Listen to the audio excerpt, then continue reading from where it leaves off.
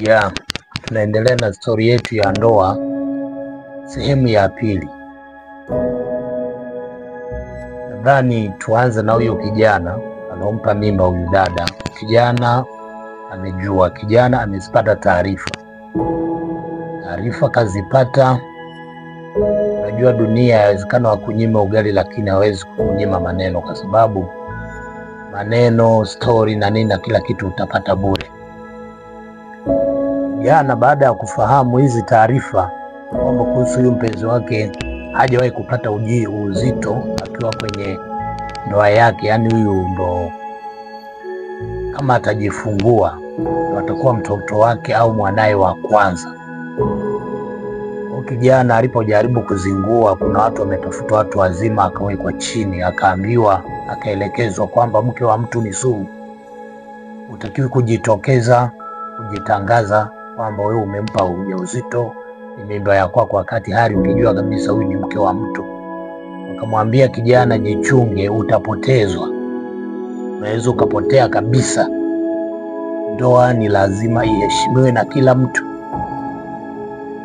Nadhani rudi nyuma kidogo, mwaka 1980 katika familia moja ya mfugaji na mkulima, au mkulima na mfugaji, mkoani Geita, ulizaliwa kijana anayejulikana kwa jina, aliyeitwa kwa jina la Jose. Babake alikuwa ni mzee Budelele kwa jina maarufu katika kile kijiji chao. Baba yake na Josefu alikuwa mkulima na mfugaji, na ni baba wa wake watatu. Bwana Josefu katika ile familia, yeye alikuwa anatoka katika tumbo la mke wa pili wa mke wa Mr. Budelele au mzee Budelele. Kama ilivyo ada kwa wengine, Bwana Jose baada ya kufikia umri wa kwenda shule, alipelekwa shule akasoma darasa la kwanza katika mkoa wake huo wa Geita mpaka alipohitimu elimu ya msingi darasa la 7. Hakufanikiwa kuendelea na elimu ya sekondari. Badala yake aliungana na familia yake na wazazi wake katika shughuli za shamba, akiwasaidia kulima na kufuga. Maisha yakaenda kwa Bwana Josefu, maisha yakaenda kama ilivyo ada kwa vijana wengine walioko mkoani. Alitamani sana siku moja atembelee jiji la Dar es Salaam, kwa sababu ni jiji maarufu hasa Afrika Mashariki, ni jiji maarufu katika nchi tatu, nadhani hata mikoani ndo mji unaojulikana sana, na kila kijana huwa ana ndoto za kuishi au kutembelea katika huu mji wa Dar es Salaam. Nadhani sijazungumzia kidogo kuhusu dini ya huyu Bwana Josefu. Dini Josefu nafikiri unaelewa, mara nyingi mtu akiitwa Josefu ujue mara nyingi huyu atakuwa ni Mkristo. Josefu familia yao kidogo ilikuwa inajihusisha na dini ya Kikristo, walikuwa nasari dini ya Kikristo, hasa Josefu, sio kwamba wazazi wake. Josefu kwa sababu baada ya kumaliza masomo alijiunga na dini ya Kikristo, ila baba yake na mama yake ni wapagani.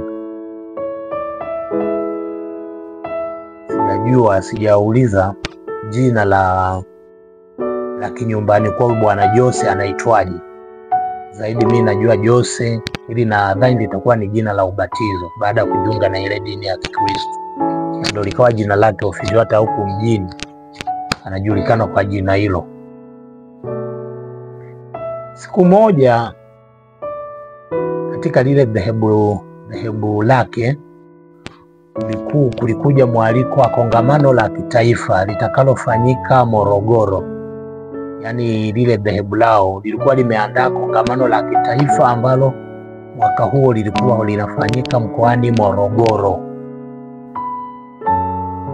Unaona bana. Kwa hiyo vijana waliokuwa na uwezo wa kujilipia nauli walipewa taarifa, wakajiandaa, wakaambiwa wenye uwezo wa kujilipia nauli hatuna shida nao, lakini ambao hawana uwezo wa kujilipia nauli ya kwenda na kurudi na kula na nini, vitu vidogo vidogo hivi na matumizi hapa na pale, unatakiwa uje uchukue kadi ya mchango kwa viongozi. Na ndipo Bwana Jose miongoni na watu wengine, hata wengine walikuwa na nauli ila walijiongeza kwa sababu hela huwa haitoshi.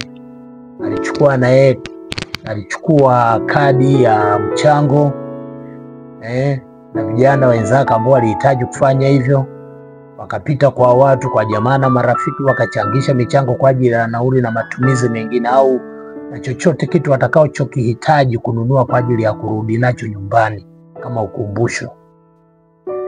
Ndipo Bwana Jose alifanya hivyo, wakakusanya michango kuna huku kwa marafiki, jamaa na nini, mpaka siku imebaki wiki moja kabla ya safari. Bwana Jose alikuwa ametimiza nauli yake kabisa na hela ya akiba ya kwenda na kurudi Morogoro baada ya kongamano. Angerudi na angenunua zawadi kwa ajili ya marafiki na jamaa zake, lakini kichwani mwa Jose hakuwa na mpango wa kurudi kabisa, wala hakuwa kumbe na mpango wa kwenda kwenye lile kongamano. Walipanda treni safi wakaja mpaka Dodoma. Alipofika Dodoma pale Dodoma, Singida, Manyoni, sijui wapi huko, mpaka Morogoro. Alipofika Morogoro, waliposhuka yeye aliwatoroka wenzie, akawatoroka akaenda kupanda basi kutoka Morogoro mpaka Dar es Salaam. Wenzio ndo waliendelea na kongamano. Na Jose baada ya kufika Dar hapa alifikia kwa binamu yake.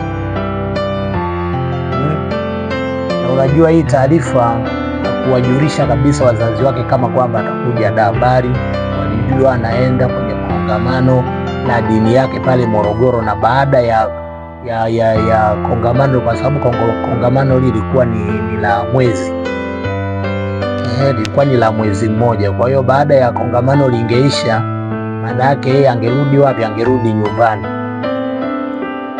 Basi Bwana Jose hakurudi, akapitiliza mpaka kwa binamu yake mpaka Dar es Salaam. Akafikia kwa binamu yake Dar es Salaam. Binamu yake alikuwa ni dini tofauti, japo Bwana Jose hakufanya maombi kwenye ile nyumba au kwenye chumba au kwenye geto la binamu yake, lakini binamu yake hakujisikia vizuri. Binamu yake akaandaa mikanda ya dini yake, mikanda inaokashifu dini ya kilokole.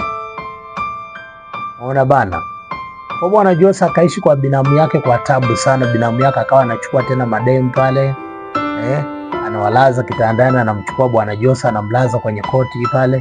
Bwana Jose binamu yake akawa anafanya visa vingi sana ili hakikisha Bwana Jose ameondoka kwa binamu yake.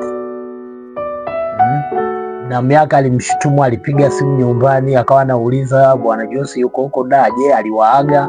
Je, wana familia mlijua kama Bwana Jose atakuja? Leo akakataa. Wazazi wake akasema Bwana Jose hakutarajiwa kuwa Dar, badala yake alitakiwa awe kwenye kongamano Morogoro. Kwa hiyo kama yuko kaja Dar, kaja basi bila taarifa, maana yake atakuwa ametoroka tu. Hatuna taarifa za Bwana Jose kuwa Dar. Ndipo akajaribu binamu yake kumsibu Bwana Jose arudi nyumbani, na Bwana Jose unajua aliazimia maadamu akafika Dar atahamia, ataishi kokote, lakini hawezi akarudi nyumbani kwao. Bwana Jose ikabidi siku moja aondoke kwa binamu yake baada ya kupata mama mmoja mke wa mtu tu alimshawishi. Sijajua alivutiwa na Bwana Jose akamshawishi, akawa anampa chakula. Kwa hiyo anampatia chakula, Bwana Jose anarudi analala kanisani. Bwana Jose ikabidi akaombe kanisa moja hilo kwa imefikia ibada, kanisa la Kilokola, akawa anaomba pale, analazwa chini pale, analala chini, ila chakula akawa anakula kwa huyo dada. Alipata kibali tu kwa yule dada, sijajua yule dada alikusudia nini, lakini alipata kibali kwa yule dada, akawa anapewa chakula bula, anakula huku anaendelea na mambo mengine ya kutafuta maisha. Kwa hiyo mambo ya kongamano yakawa yamefia pale.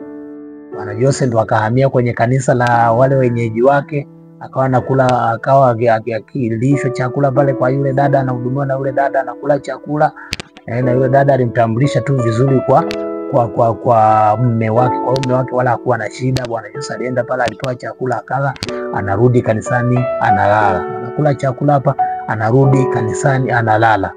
Basi kwa leo tuishie hapo. Kama unataka kufuatilia zaidi baada ya story, kuna story itaendelea namba 3 na story nyingine, basi usishindwe kusubscribe ili upate taarifa zangu kila siku nitakapoamua kuendelea na mwendelezo wa hii taarifa ikufikie moja kwa moja bila kupata shida. Tutaendelea nadhani. Acha kwa leo tuishie hapa.